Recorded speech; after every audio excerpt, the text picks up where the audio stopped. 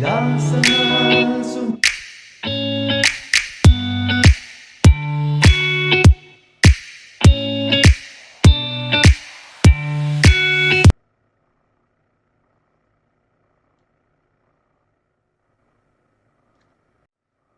Messieurs, bonjour, bonsoir. Mon nom c'est Jean-David Pierre-Louis. Tout le plaisir est pour moi de rentrer chez vous pour vous présenter cette nouvelle édition du cahier d'homilétique. En effet, ça fait quelques semaines que nous ne sommes pas là et nous n'avions pas présenté le cahier d'homilétique. Premièrement parce que la santé n'était pas trop bonne, mais aussi j'avais un événement à préparer. Il s'agissait de la vente de signature de mon premier livre, De la terre au ciel, un voyage à faire. D'ailleurs, je vous le représente encore. C'est un livre à lire et nous allons en parler tout à l'heure. Mais voilà pourquoi je n'étais pas là avec vous durant les jours passés. Cependant, voilà, je suis là aujourd'hui pour relancer avec vous cette formation. Je veux prendre du temps pour remercier tous ceux et toutes celles qui m'appellent ou qui m'écrivent pour me dire, Pasteur David, où est le cahier? Où est le cahier? Où est la formation? Donc il fallait que je prenne un petit peu de temps pour que je puisse me reprendre et aussi recommencer avec vous cette formation. Et merci pour vous qui priez pour moi. Merci pour vous qui m'encouragez. Merci pour vous oh mon Dieu, combien vous êtes intéressant et pour des notes que je reçois. C'est extraordinaire. Alors, je vous invite sûrement à faire ce petit geste, à vous abonner, à liker et à vous abonner et sans oublier de crocher la petite cloche et pour recevoir toutes les diffusions que nous faisons sur cette chaîne. Donc, partagez la chaîne et avec bien d'autres, partagez la formation sur vos profils, sur WhatsApp, sur Facebook, et pour que plus de gens soient capables vraiment et, à participer et à la formation. Ça. Donc, voilà. Et merci parce qu'on là, merci parce qu'on attendez nous, merci pour appréciation et initiative ça pour porter formation ça pour même. Et c'est sûr et certain, après que nous finissons avec ça, nous venons avec l'autre parce que souci nous, c'est pour nous capables et former le peuple de Dieu parce que nous aussi nous avions été formés et nous continuer à être formés par des gens. Donc, nous ne faisons que partager avec vous ce que nous avions reçu et ceci, nous le faisons avec joie et pour la gloire de Dieu et pour votre édification. Donc, je vous rappelle que mon nom c'est Jean-David Pierre-Louis. Je suis pasteur à l'église évangélique du Renouveau, une église qui est située au 3000 boulevard des Laurentides, suite numéro 17 au niveau de Vimont à Laval. D'ailleurs, vous avez des informations qui passent sur la ligne bleue en bas concernant les coordonnées de l'église. Donc, si vous êtes à Laval ou aux environs, ou même si vous êtes à Montréal ou aux environs, et vous pouvez passer nous voir, nous visiter, et nous nous ferons un plaisir de vous accueillir parce que chez nous, c'est chez vous, et quand vous êtes chez nous, vous êtes aussi chez vous. Et c'est pour cela, le slogan de l'Église évangélique du Renouveau est ainsi formulé, une église chez vous et une église proche de chez vous. Et si vous êtes en voyage durant l'été dans la ville, appelez-nous et pour que nous puissions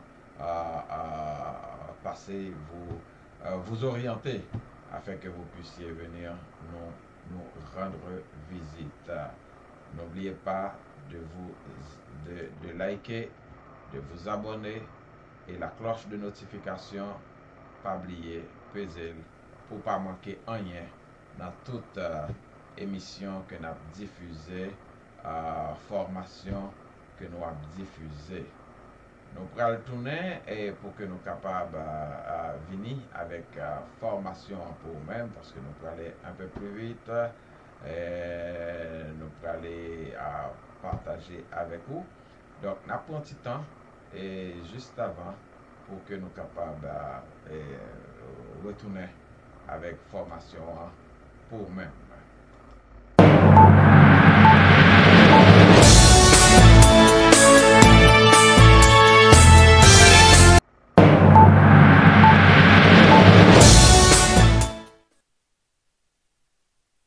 Je suis de retour avec vous pour la formation cahier d'homilétique. Mon nom c'est Jean-David Pierre-Louis, ou même qui pas connaît non nous sous tableau, c'est Jean-David Pierre-Louis, pasteur à l'église évangélique du Renouveau. Information, l'église là passé juste en bas, dans la ligne en bas, en jaune, donc on est capable de. Et si vous voulez visiter nous, on a bon plaisir pour que vous soyez capable de visiter nous. Je dis à nous allons parler de, nous allons poursuivre. Dernièrement, je juste fait un petit rappel pour nous. Nous avons parlé nous avons développé pour un chapitre ça, qui concernait les types de sermons. Donc, premier ça que nous avons, premier point que nous avons dans les types, nous avons regardé plusieurs types de sermons, sermons et topiques ou sermon topique. Là, nous avons défini qui ça sermon topique là ou thématique. Donc là, nous avons dit que nous pourrions aller jeudi à commencer avec vous-même à parler du sermon textuel. Textuel, et c'est ça que nous avons annoncé. On te rappelle pour sermon topique là, nous rappelons que nous avons dit défini selon James Braga que c'est un sermon à travers lequel on est capable de venir avec, ou plutôt terminant au sujet, il est capable de découler de texte là, pas nécessairement, parce qu'il est capable de découler aussi à partir de une illumination du Saint-Esprit, à partir d'un film que vous regardez, à partir d'un journal que vous appelez, ou par contre, une discussion que vous avez, et puis le Seigneur est capable de susciter un sujet, et puis sujet ça, lui-même l'aura prié sous lui, l'a orienté vers les grandes divisions et vers les subdivisions. Donc, grande division, nous te dit, il doit, à travers toute Bible là, on doit chercher grande division. Cependant, il y a une cohérence que nous avons besoin de surveiller, qui doit gagner dans chaque point, dans chaque grande division que nous avons développé, nous devons respecter une cohérence dans le développement pour que nous pas hors du sujet. Et à travers ces mots, nous avons fait des exemples ensemble avec vous, mais nous avons aussi des inconvénients et des avantages dans un sermon thématique. Nous ne pouvons pas le retourner sous lui, mais nous sommes capables d'aller suivre les 2 dernières éditions ou les 3 dernières éditions que nous avons fait. Côté que nous avons parlé de façon à large du sermon thématique ou topique. Donc, jeudi, nous pourrons venir avec un autre chapitre pour même. Nous pourrons parler maintenant du sermon textuel, Jean que nous t'ai annoncé ça. On a parlé du sermon textuel. Donc, comme nous dit le sujet, c'est type de sermon, différents types de sermons. Et premier thème que nous t'ai développé, c'était sermon topique ou sermon thématique. Là, aujourd'hui, nous allons parler du sermon textuel, sermon textuel, c'est ça que nous allons parler. Mais juste avant, nous voulons continuer à offrir au livre ça que nous écrit C'est un livre de la terre au ciel, un voyage à faire. C'est un livre que nous écrit, c'est le premier livre d'ailleurs que nous publié au capable et commander lire. Relez-nous dans 438 878 4913 pour capable commander la fois journée par la poste. Parce que là, présentement, nous pouvons avoir un site côté que vous avez le livre là. Cependant, ou capable joindre et commander le nom. De la terre au ciel, un voyage à faire. Samedi, Dieu voulant, nous va participer, nous voyons dans auteur ou bien écrivain exposant qui va dans le salon du livre et des arts chrétiens de évangélique à Montréal. Donc, ça va être ce samedi à l'hôtel Ruby Foos. Ce livre va être exposé parmi des centaines de livres. Donc, on va avoir l'occasion pour capable récupérer en copie dans l'exposition ça. 7655 et boulevard des Caries à l'hôtel Ruby Foos. Donc, nous allons être là comme un des auteurs exposants à cet événement extraordinaire. Ou du moins, si vous pouvez toujours passer à l'église évangélique du Renouveau pour retirer un exemplaire de cet ouvrage. Appelez-nous au 438 878 4923 pour être capable d'aider ou à joindre comment pour joindre le livre ça. Donc, sermon textuel, c'est ça que nous avons parlé aujourd'hui. Sermon textuel. Nous allons définir pour vous, nous allons définir selon différents auteurs. D'ailleurs, nous allons commencer par James Braga, qui est l'auteur du livre Comment préparer un message biblique. Et ses premiers livres sur la prédication que nous avons, d'ailleurs, c'était notre livre de référence dans l'école qu'on nous sorti. C'est séminaire de théologie évangélique de Port-au-Prince. C'était le livre de référence pour notre cours d'homilétique. Comment préparer un message biblique de James Braga. Et au fur et à mesure, nous découvrons Alfred Kuhn aussi, qui écrit un très bon livre sur, nous allons parler de lui tout à l'heure. Mais en attendant, on nous regarde comment James Braga lui-même a défini pour nous-mêmes le sermon textuel.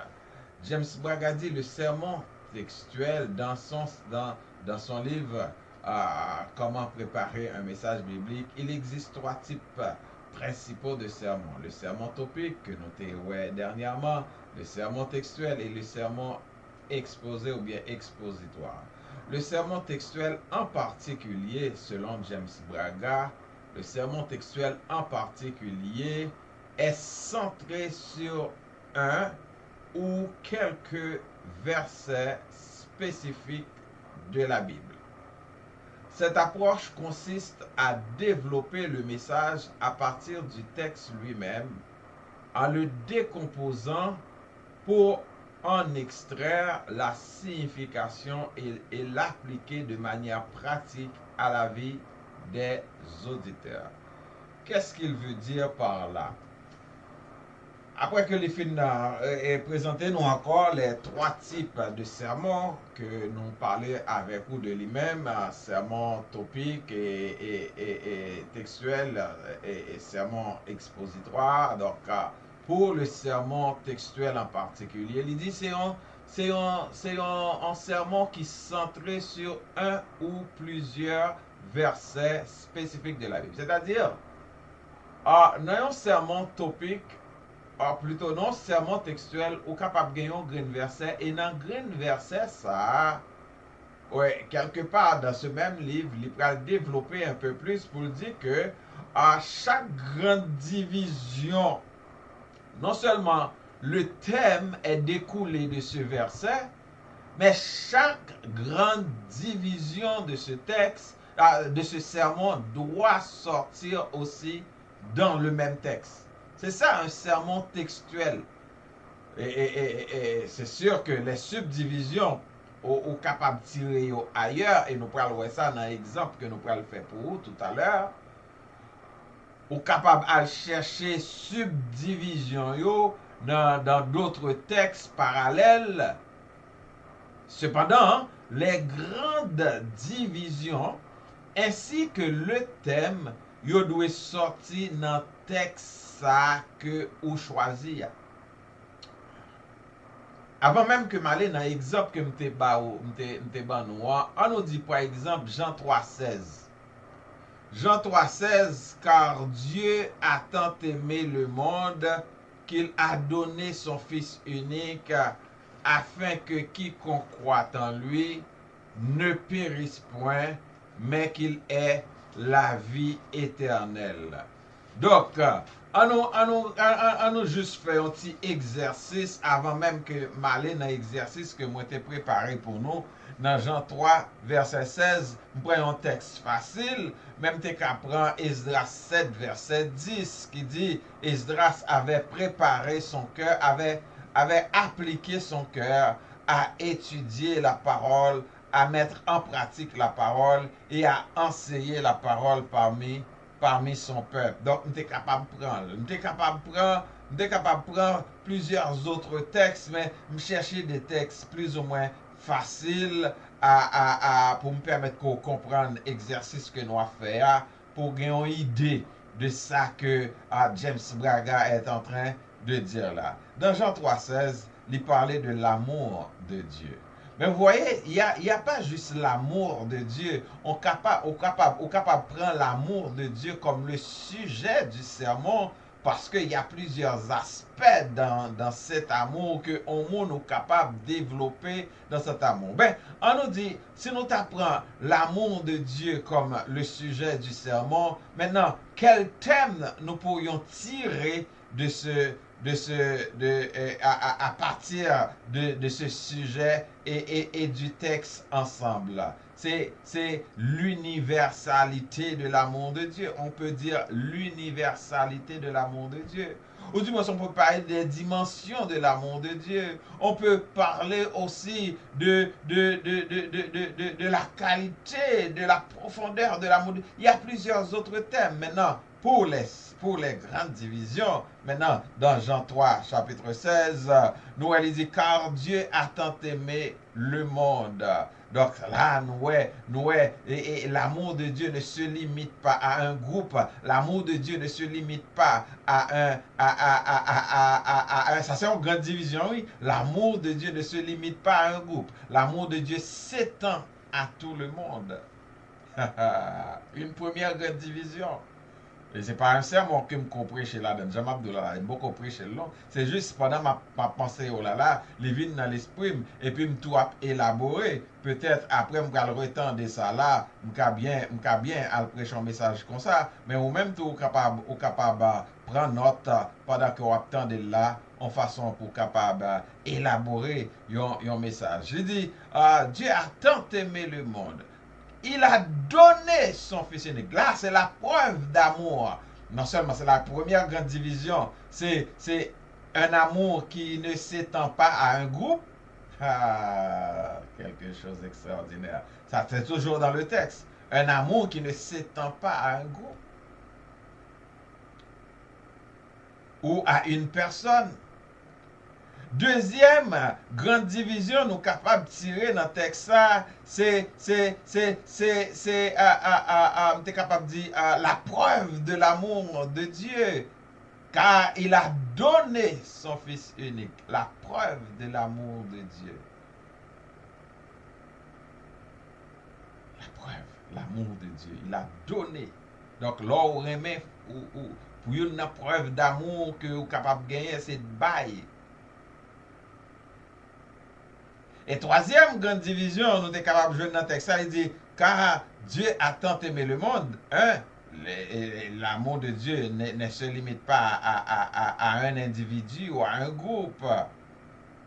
Deuxième grande division, c'est la preuve de l'amour de Dieu. C'est qu'il a donné son Fils unique afin que, l'expression afin que exprime la raison de l'amour de Dieu. Voilà la raison pour laquelle Dieu nous aime. Voilà trois grandes divisions que moi j'ai énumérées pour vous-même dans seul texte Jean 3,16. Donc, car Dieu a tant aimé le monde qu'il a donné. Donc, maintenant, vous voyez, c'est ça un sermon textuel. Donc, moi bon, un exemple comme ça à la volée. Cependant, nous voyons comment que les bien tombé, les respecter une certaine méthodologie, une certaine cohérence. Parce qu'on a parlé de l'amour de Dieu. L'amour de Dieu. Donc, je souhaite vous prendre note. Et puis, regardez le texte là, étudier, et puis, pour capable ou même connaître à façon selon que cet esprit lui-même les dirige dans le texte là. Là, c'est formation que nous avons fait, mais formation en tout, prend l'implication du Saint-Esprit dans la démarche de la préparation d'un message pour que tout bagage est capable d'aller de façon cohérente pour les auditeurs et pour rendre gloire à Dieu. Donc, James Braga, c'est ça, lui expliquer nous là. Cette approche consiste à développer le message à partir du texte lui-même. C'est ça que nous sommes fait là. Nous développer le message là à partir du texte. Cependant, si vous voulez aller chercher des subdivisions maintenant, ou capable d'aller ça et là. Cependant, le danger qu'il y a dans tout cela, c'est le texte que vous prenez pour corroborer une grande division, pour appuyer une grande division. Faut qu'on sûr que texte ça li vraiment et rentrer dans ligne ça qu'on veut expliquer. Sinon, ou même tout ou gen doit perdu sous pas fait ou gen doit pas faire une bonne application si vraiment texte ça son texte qu'on prend sans comprendre contexte li parce que ou gen doit prendre texte pour appuyer on l'autre texte et puis tout yo chaque yo un contexte différent et qui fait que ou pas capable de prendre texte ça pour appuyer texte ça même lorsque il t'a semblé yo gagné un lien. Donc, il dit, dans le sermon textuel, là, son approche, et on est capable de prendre un verset, on est capable de prendre quelques versets, et puis, on est capable de développer le message là à partir de texte ça, en le décomposant. Vous voyez, je viens de décomposer Jean 3,16 pour vous-même. Et si nous t'avons réécrit dans un cours herméneutique, par exemple, on nous apprend à réécrire un texte. L'on réécrit un texte, ça c'est un chapitre dans herméneutique. Donc, si on ne pas faire herméneutique, on ne pas comprendre ça m'a dit, il faut savoir réécrire un texte. Et c'est dans réécrire texte là ou pour comprendre vraiment il y a quelques bagages, il y a quelques côtés, il y a quelques virgules, il y a quelques points virgules, il y a quelques mots qui intercalés entre virgules, il y a quelques mots qui entre guillemets. Il faut comprendre des fois dans la réécriture texte là, laisse ça capable de décortiquer texte là, Jean que pour la compréhension, ta compréhension personnelle d'abord et la compréhension des auditeurs devant qui ou pral présenter sermon ça. Donc, pour extraire, là, décomposer texte là, maintenant on pral extrait signification et appliquer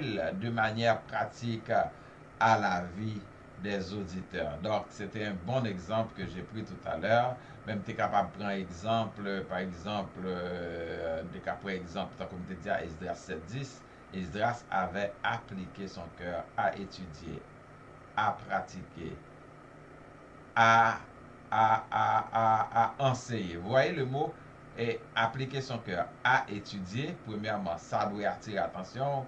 À pratiquer, c'est un verbe, et ça doit attirer attention, et à enseigner. Donc, vous voyez, nous avons trois grandes divisions là dans le texte, sans que nous pas besoin d'aller plus loin pour décortiquer, etc.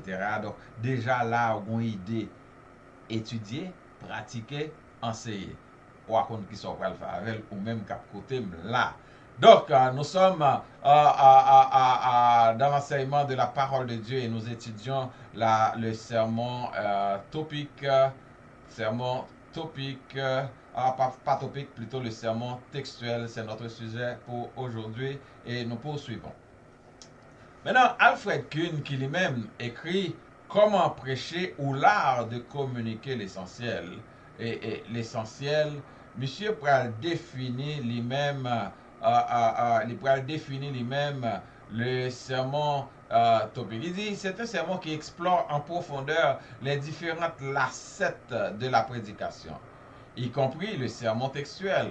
Kuhn souligne que le sermon textuel est très axé sur l'exégèse et la méditation approfondie d'un passage biblique spécifique. Ce type de sermon vise à dégager le sens principal du texte et à l'expliquer directement à la vie des auditeurs. Pour lui, un bon sermon textuel nécessite une préparation minutieuse et une compréhension claire du texte tout en restant accessible et pertinent pour l'audience. Ça, c'est là et Kuhn est allé encore plus loin avec définition là, en ce qui concerne le sermon textuel. Et moi-même, côté il dit, un sermon textuel, ça prend, c'est sûr que l'y axé sur l'exégèse et la méditation approfondie. Ou imaginez tout à l'heure, je prends exemple Jean 3,16, bien entendu,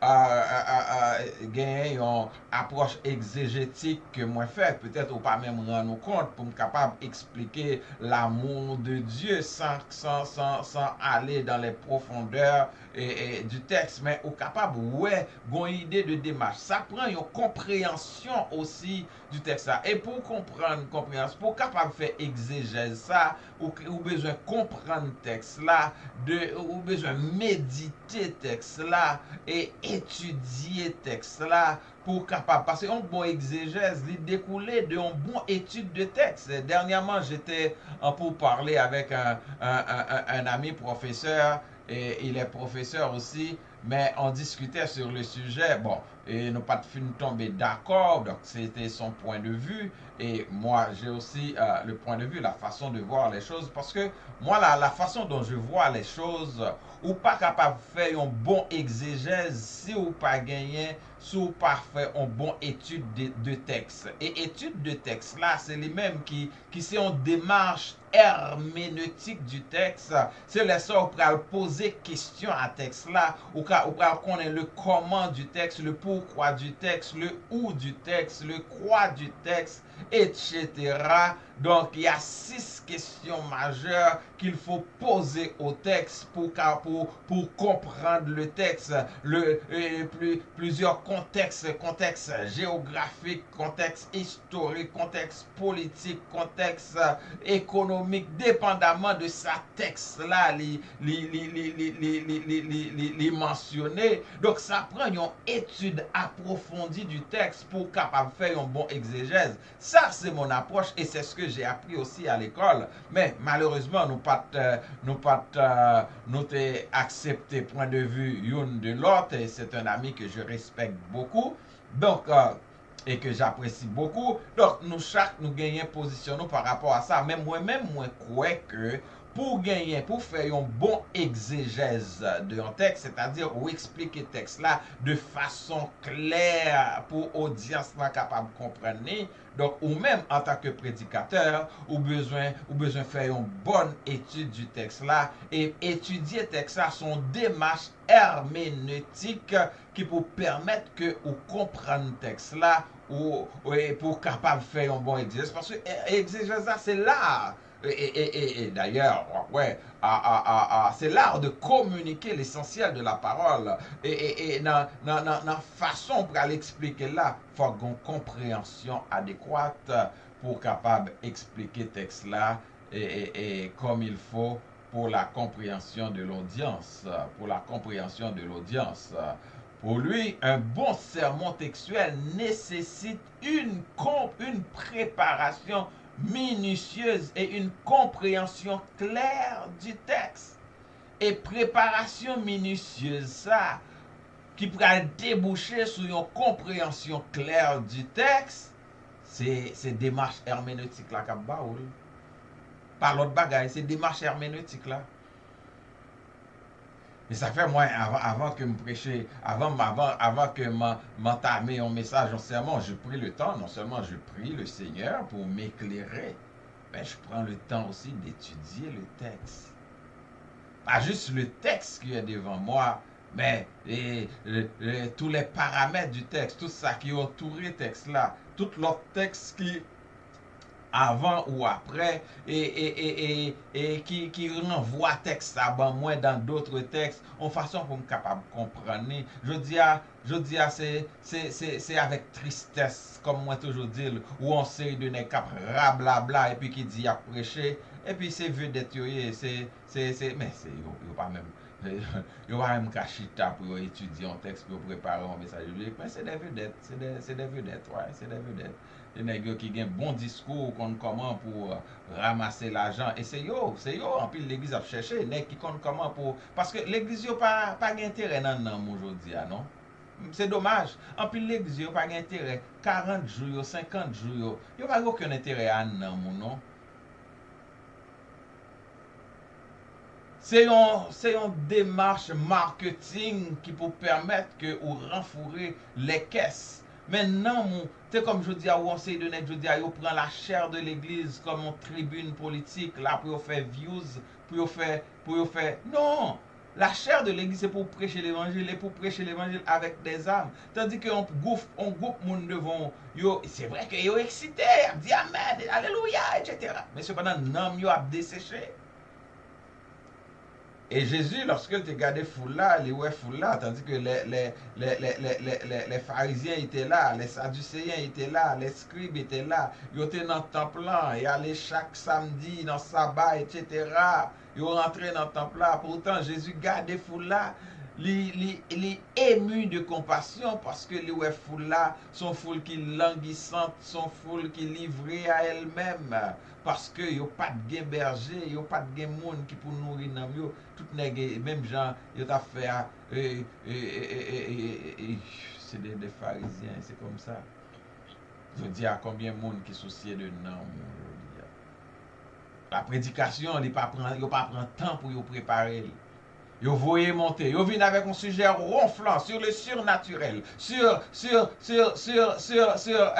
diable racial, diable générationnel. Ces gens de sujets ça yo cap mené, mais pendant ce temps oubliez nan moun ou peur diable, ou peur ou chercher bénédiction surnaturelle, ou chercher bagaille, mais cependant nan moun pas nourri.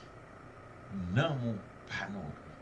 En tant que prédicateur, je dis à vous-même cap côté, fais attention à peuple bon Dieu mettez devant là ou c'est responsable dans le monde ça yo. S'il boit un message, c'est message on doit prêcher. Le message là. Et vous devez prendre temps pour étudier la parole. Vous devez prendre temps dans la prière. Vous devez prendre temps pour connaître la parole. Vous connaissez grand pile genre de prédicateur ça aujourd'hui. Si vous dites et réciter 5 versets par cœur, vous ne connaissez pas. Yo pas connaître, yo pas capable parce que tout simplement yo pas dans la parole. Yo dans le showbiz, mais yo pas dans la parole. Yo pas dans la parole. Donc, nous avons besoin d'une compréhension en tant que prédicateur. Et ben, sermon textuel, c'est pas un sermon que le monde peut explorer facilement comme ça parce que c'est un sermon qui demande pour chita, pour étudier, pour apprendre, pour garder. C'est-à-dire que dans un sermon topique, ou qu'à vous et puis aux gens voulaient, mais un sermon textuel, il faut qu'on ait. C'est qu'on ait qui fait. Par exemple, vous pouvez le prêcher en semaine de réveil, en 3 jours de réveil. Pasteur, bon, il y a un sujet maintenant. Et il faut étudier ce sujet. Quel type de sermon qui est capable d'aller à un tel sujet? Après la prière, bien entendu, la connexion avec le Saint-Esprit. Parce que pas gain prédication sans la connexion avec le Saint-Esprit. Donc, nous poursuivons. Nous prenons premier exemple nous, de enseignement textuel. Premier exemple numéro 1. on a parlé de la puissance de la foi. C'est le sujet, hein, la puissance de la foi. Et texte de base, nous, c'est dans Hébreu chapitre 11, les versets 1 à 6. D'ailleurs, texte que nous connaissons. Et au même cap suivre moi là, temps pour note. En attendant, on a rappelé que livre de la terre au ciel, un voyage à faire, est disponible. Relez-nous dans 438-878-4913, les numéros qui paraissent sur l'écran là pour capable retirer. D'ailleurs, numéro il paraît juste en les têtes là. Ou après lui, à 438-878-4913, relez-nous pour capable commander un exemplaire et puis nous faut rejoindre via la poste. Et samedi, si Dieu veut, nous attendons dans le salon du livre, samedi qui va 8 juin. Salon du livre et des arts chrétiens, chrétiens évangéliques à Montréal, au 7655 boulevard des Carrés, à l'hôtel Ruby Fouz, côté que nous va parmi des dizaines d'exposants avec leurs ouvrages. Donc, merci de venir nous encourager. Premier exemple, c'est la puissance de la foi, texte Hébreu chapitre 11, les versets 1 à 6, c'est texte que vous connaissez, qui parlait de la puissance de la foi. En fait, là, c'était le titre, et la puissance de la foi, c'était le titre que nous t'ai présenté, mais le sujet, c'est l'importance et la puissance de la foi dans la vie chrétienne. L'importance et la puissance de la foi dans la vie chrétienne. Remarquez, nous toujours dit nous que dans un sujet ou capable de gagner une conjonction de coordination. Par exemple, et. Cependant, dans un thème, il n'est pas toujours ou capable de faire lui, tout dépend. Mais il n'est pas toujours bon. Après, dans l'exemple, il gagne une conjonction de coordination parce que dans ce sujet, nous gagnons pas pas pour cette raison seulement, mais au capable de gagner une conjonction de coordination moyennant si ça gagne, ça doit vraiment gagner un rapport avec ça que on peut développer. Il dit l'importance et la puissance de la foi dans la vie chrétienne. Et le thème, c'est comment la foi transforme notre relation avec Dieu et influence notre quotidien. Donc, c'est une raison qui fait qu'on est capable de gagner une conjonction de coordination dans le thème lorsque vous gagnez un nom dans le thème et qui est précédé par un autre nom. Un nom propre qui est précédé par un verbe, bien entendu. Comment la foi transforme notre relation avec Dieu et influence notre quotidien. Donc, c'est raison ça que nous sommes capables de gagner une conjonction de coordination dans un thème quand entre un nom propre et un verbe. Donc, ça c'est des subtilités que malheureusement un peu le prédicateur et nous pas connaît, peut-être parce que nous pas trop attentifs à la formation que nous avons. Donc, qui fait que, je dis, il y a un peu de monde qui peut apporter attention à ça, mais il est très important pour comprendre. Le sujet, et songez que c'est un exemple d'un sermon textuel.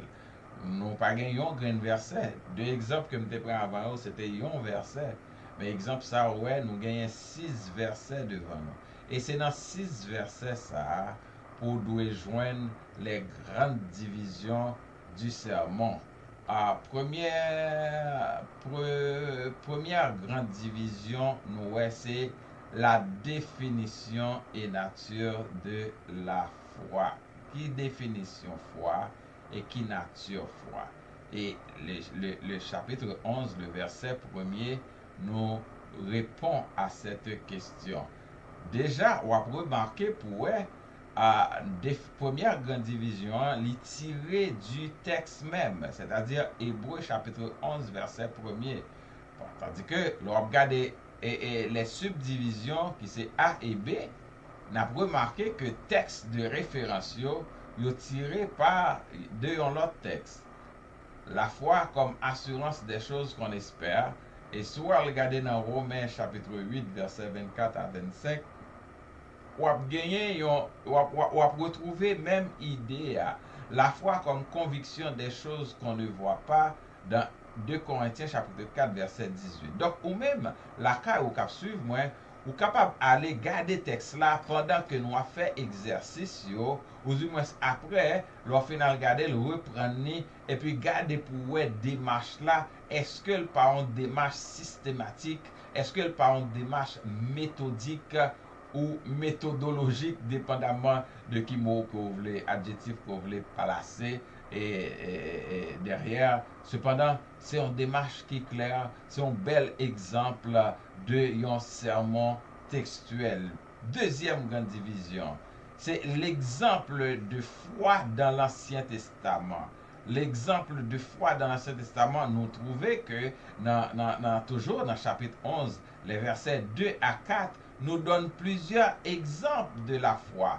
D'ailleurs, on renvoie même de la foi d'Abel qui était offert en sacrifice à Dieu, d'après Genèse chapitre 4, les versets 3 et 4, et la foi d'Enoch qui lui-même a marché avec Dieu, qui récompense ça, qui ça te joigne comme récompense d'après Genèse chapitre 5, les versets 22 à 24. Donc, vous voyez, mes frères et sœurs, quel bel exemple. Moi, c'est un exemple que j'aime et je pense que c'est un exemple à explorer les prédicateurs qui nous écoutent en ce moment. Troisième grande division, c'est la récompense de la foi, le verset 6. Donc, lorsqu'il y a la foi, il y a une récompense. La foi vient de ce qu'on entend vient de la parole de Dieu. C'est pas ça que je dit, mais le verset 6 nous dit, or, sans la foi, il est impossible d'être agréable à Dieu. Or, sans la foi, il est impossible d'être agréable. Donc, pour être agréable à Dieu, c'est la récompense. Si tu veux être agréable à Dieu, tu dois faire preuve de la foi. Et les subdivisions A et B, et nous joignons dans différents textes, Galates chapitre 6, Galates chapitre 2, verset 16, impossible de plaire à Dieu sans la foi. Dieu récompense ceux qui le cherchent, Matthieu chapitre 7, les versets 7 et 8. Vous cherchez, vous trouverez si vous cherchez de tout votre cœur, etc., etc. Donc voilà un premier exemple, un premier bel exemple du sermon textuel. Qu'est-ce que vous en pensez? Écrivez-moi ça sur le chat et puis écrivez-moi via mon WhatsApp 438-878-4913 lor fin tendel pour dire qui sont pensés de exemple ça yo et est-ce que yo répondent à définition yo refléter définition ça que nous te ouais que James Braga te dit et ça que nous te ouais Alfred Kuhn te dit et ça que nous-mêmes nous portons comme supplément est-ce que nous voyons que lui refléter ça? Deuxième exemple que m'a partagé ensemble avec nous, le titre c'est la persévérance dans les épreuves. D'après Jacques chapitre 1er, les versets 2 à 4. Et le thème, le sujet, c'est l'importance de la persévérance face aux épreuves de la vie. L'importance de la persévérance face aux épreuves de la vie. Nous pas besoin de peur, non, nous devons prendre plan ça, ou même qui prédicateur, prendre et à le prêcher avec elle. Même pas, nous pas besoin de dire que c'est un plan que pasteur David devine avec lui, nos enseignements, ça pas intéressé. Nous devons apprendre, utiliser lui comme si le Seigneur mettait le sous cœur nous pour nous prêcher un message comme ça, utiliser le, prendre lui, et puis aller bénir peuple bon Dieu avec un message comme ça. Comme thème, comprendre comment les épreuves façonnent notre caractère et renforcent notre foi. Première grande division, c'est la joie dans l'épreuve. Jacques 1er, verset 2. Remarquez encore une fois que la grande division est sortie dans le texte même que nous avions choisi, que nous les textes de base là. Maintenant, les subdivisions A et B, nous retrouvons dans dans différents textes, comme et petit a, considérer les épreuves comme une source de joie. 1 Pierre chapitre 1er 6-7, l'impact des épreuves sur notre croissance spirituelle. Et Romains chapitre 5, les versets 3 à 5. Deuxième grande division, c'est le processus de la persévérance. D'après Jacques 4, verset 1er, donc il montre nous là que foi, il y a un processus. Foi pas vini comme ça. Foi, il y a un processus jusqu'à ce que les mûrit. Donc la persévérance face aux épreuves, Romains 12, l'épreuve de la foi produit la persévérance, 1 Pierre 4, 12 et 13. Et dernière grande division, c'est la maturité et l'intégrité complète, d'après Jacques 1er, verset 4. Et les deux subdivisions, A et B, être parfait et accompli, ne manquant de rien, Philippiens 4, 3 4 à 12, et l'importance de la maturité spirituelle, Colossiens chapitre 1er, les versets 28 et 29. Voici deux exemples que nous baou en ce qui concerne le sermon textuel. Comme nous disons, nous pas égoïstes, si nous venons là, nous porter les baou, ou capable d'utiliser comme bon vous semble pour que vous capable d'aller bénir le peuple de Dieu selon que le Seigneur lui mettait ça sous cœur. Deux bels exemples. D'ailleurs, nous te prenons un petit exemple à la volée, ou même deux exemples à la volée dans Jean 3,16 et Esdras 7,10. Nous te prenons exemple ça. Donc, yo même tout doit le retendre, utiliser à bon escient pour la bénédiction du peuple de Dieu et pour votre bénédiction également. Pas oublier pendant que vous écoutez nous là, nous t'aimerais vraiment que vous liker ou abonner et puis pas oublier peser petite cloche notification pour pas manquer rien dans ça que nous a diffusé sur plateforme ça JDPL TV. C'est là côté connaissance là à Blayi. Venez là avec votre ami, votre frère, le pasteur Jean-David Pierre, lui. Donc, nous poursuivre. Oui, nous poursuivre. Nous pas le choix, nous poursuivre.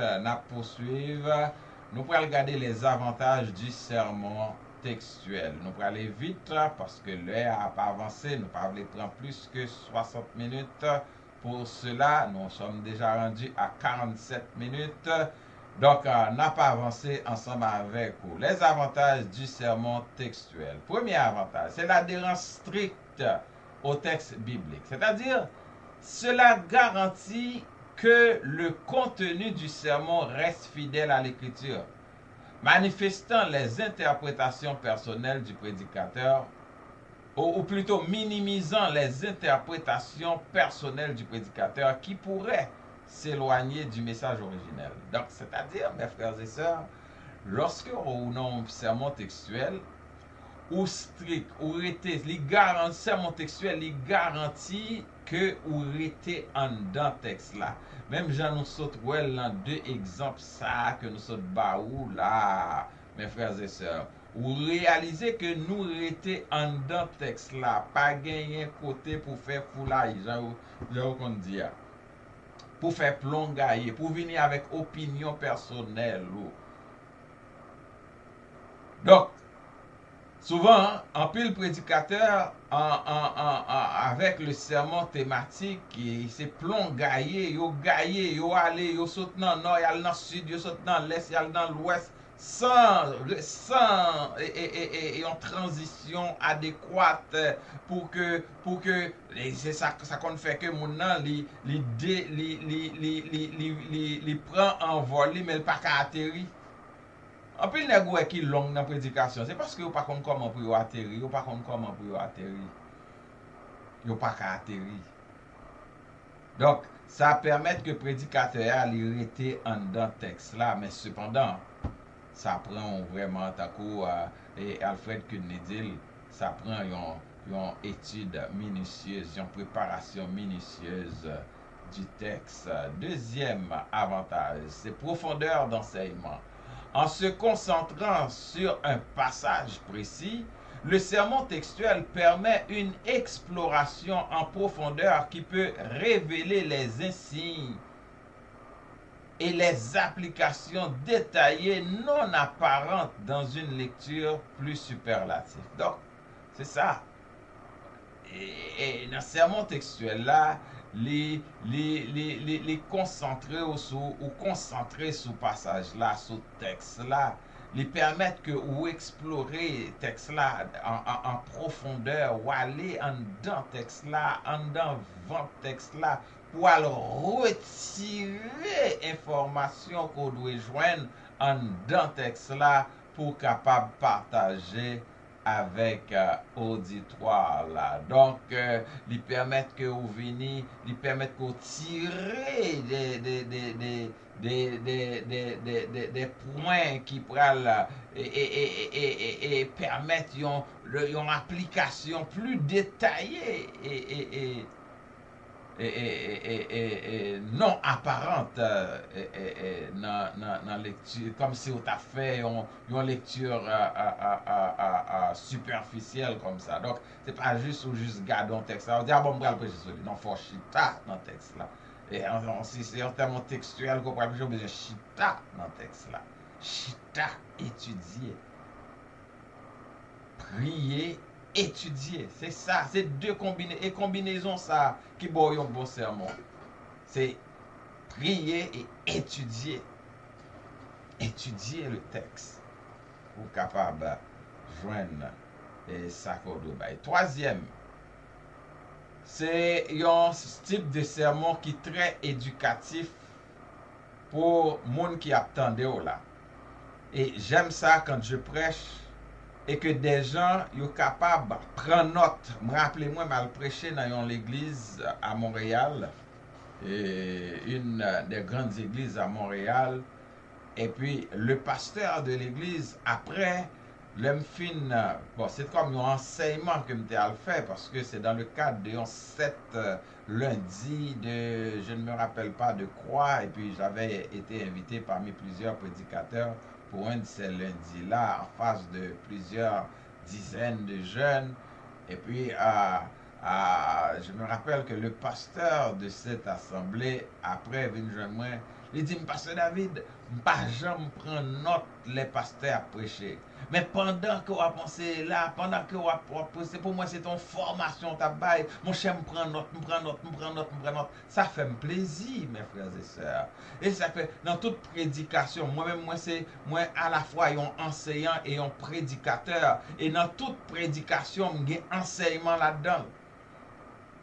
Dans toute prédication, il y a un enseignement. Ou joindre.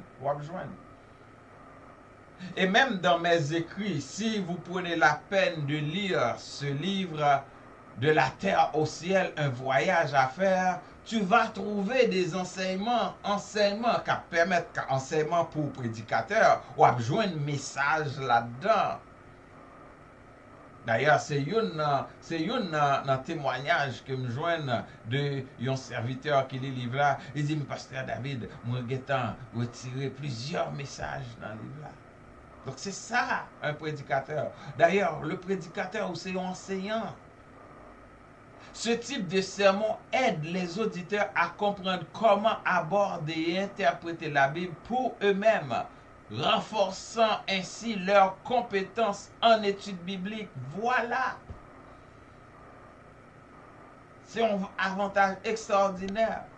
J'ai une parmi les sœurs à l'église qui lui-même, depuis un prédicateur a prêché, Bible ouvrit d'un côté, et puis cahier l'ouvrit, plume l'ouvrit, parce que son monde, l'on vient obtenir une prédication, ou pas apprendre, ou pas juste la pour dire Amen, tant que bébé, jaguar, et pas connaître comment on dit bagay là, bekeke, a dit Amen, Alléluia, toute la journée, ou pas prendre rien du tout. Ou pas prendre rien du tout, mais on chita seulement dit Amen, Alléluia, bayo, mais qui s'en prend pour vous-même? Qui s'en prend? Qui sont recevoir, qui sont apprendre, qui pourraient changer la vie. Parce que, comme moi t'ai dit dernièrement, dans une prédication, l'homme dit, ah, pasteur, t'es béni. D'accord, tout le monde est capable de bénir, mais est-ce qu'on t'est édifié? vois, dans la prédication, tout le monde est capable de bénir. Ah, pasteur, m'te béni, énormément béni. Oui, oui, ou t'es béni, mais est-ce que t'es édifié? Parce qu'il y a un niveau capable de bénir, même pas édifié. L'homme édifié dans le message, dans le mot édifié, où est le mot édification? Donc, ouais, c'est comme on construit quelque chose. Je construis quelque chose dans ta vie. Et cette chose-là que je place dans ta vie, il doit porter un changement. Il doit aider à changer un bagage qui n'est pas correct dans la vie. C'est comme, je me rappelle, une sœur de Nashville qui m'a dit une fois que, pasteur, t'es vraiment négligé Bible, mais depuis que je commence à entendre, moi recommencer à lire Bible, au moins ça a apporté quelque chose dans sa vie. Une autre sœur a témoigné que il était un problème avec Marie. Après, on finit dans une prédication, la réconcilier avec elle. Ça, c'est un monde qui est édifié. Il était un péché dans la ville. Un message permet que péché a, il prend une décision par rapport à ce péché. Ça, c'est un monde qui est édifié, mais c'est pour bénir. Vous capable de bénir, tout le monde est capable de bénir. Et on a besoin d'édifier. Alors, nous, en tant que prédicateurs de l'évangile, nous pas seulement à prêcher, mais nous à enseigner pour nous capables d'édifier. Ce n'est pas sans raison, nous. Jésus dit, allez par tout le monde, allez faire de toutes les nations des disciples, les baptisant au nom du Père, du Fils et du Saint-Esprit. Il n'a pas dit et prêcher, non. Il dit et enseignez-leur à observer tout ce que je vous ai prescrit. Donc, si en tant que prédicateur ou chita seulement, c'est Amen ou à le chercher. Besoin de Amen, besoin 6 Amen, besoin 20 Amen, besoin 50 Amen. Et puis, ou fin prend tout Amen ça yo, et puis moun ça yo sorti sèche, yo sorti sans rien, yo sorti toujours affamé, ou pas fait rien du tout, du tout, du tout. Hey, n'a poursuivre parce qu'il faut que nous finissions. Inconvénient, on va aller vite. Inconvénient. Premier inconvénient, c'est potentiellement restrictif. Donc, se concentrer uniquement sur quelques versets peut parfois limiter la portée du message et des thèmes plus larges qui pourraient être pertinents pour l'auditoire. Les restrictions là, surtout si vous pas gagné des subdivisions. Nous avons l'exemple que nous avons et si nous gagnons des subdivisions qui appuient, qui permettent de développer beaucoup plus la grande division qu'on choisit. Donc tout cela, ça prend un monde qui gagne la dextérité pour aller chercher et de façon plus large. Le Saint-Esprit a orienté en ce sens parce que la parole de Dieu pas doit avoir restriction. C'est ça qui fait en collaboration avec le Saint-Esprit, ou est capable de diriger en façon pour pas de restriction ça dans le sermon que vous avez développé. Deuxième risque de surinterprétation. Oui, il y a un risque que le prédicateur impose ses propres idées au texte, surtout s'il n'est pas vigilant dans son interprétation. Voilà pourquoi, pour bien interpréter un texte, pour même ou pas venir avec pour pas surinterpréter le texte, ou besoin étudier le texte là. C'est pour cela la démarche herméneutique est importante pour éviter ce risque. Mes frères et sœurs, la démarche herméneutique est importante pour éviter ce risque. Troisième inconvénient, c'est peut être moins engageant un sermon textuel. Si le prédicateur ne parvient pas à lier clairement le texte à des applications pratiques ou à ta vie quotidienne des auditeurs, le message peut sembler théorique et déconnecté. Donc, vous voyez mes frères et sœurs, regardez ça, et si le prédicateur là, il n'est pas capable clairement expliquer texte là et appliquer à vie moun captant c'est là la ennuyeux parce que c'est comme si pas de aucun engagement et pas de monde qui est capable d'engager par rapport à un tel message parce que le prédicateur c'est comme un pilote qui qui prend envolé mais qui pas qu'à atterrir parce que ça qui pral mener moun yo à convaincu c'est application qu'on pral faire par rapport à texte qu'on prend à explication qu'on ben là qui ça message ça yé qui intérêt message ça dans la vie et c'est une question que pour chrétien doit poser qui intérêt un message comme ça gagné pour la vie et laisse ça pour la chercher point. Donc ce sont là les inconvénients, mes frères et sœurs,